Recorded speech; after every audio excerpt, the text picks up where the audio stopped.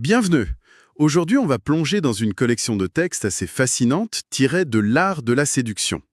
L'idée de départ, elle est assez provocatrice.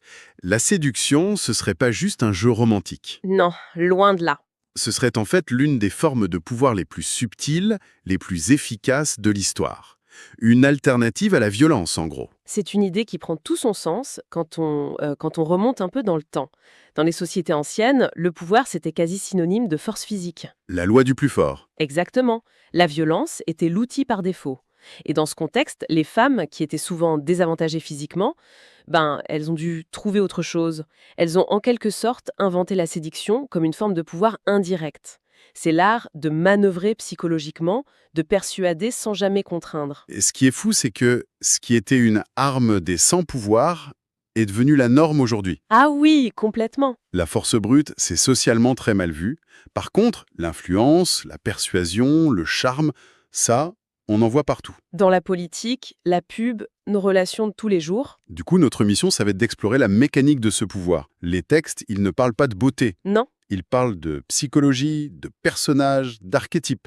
C'est ça qu'on va essayer de décortiquer. Exactement. Le postulat central, c'est que la séduction, ça ne commence pas avec une technique ou une phrase toute faite. Ah non. Ça commence par le personnage qu'on incarne. Il faut d'abord être un certain type de séducteur, un archétype qui va correspondre à un fantasme précis.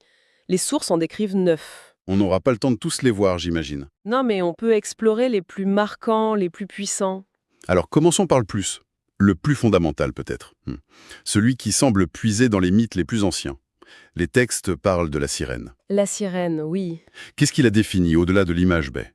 Du chant qui attire les marins. Alors, la sirène, elle incarne une promesse très puissante, surtout pour les hommes.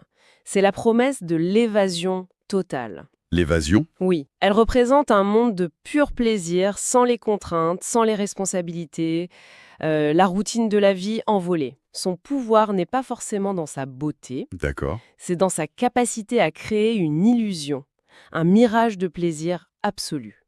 Elle est une expérience, pas vraiment une personne. Une expérience. C'est intéressant comme idée.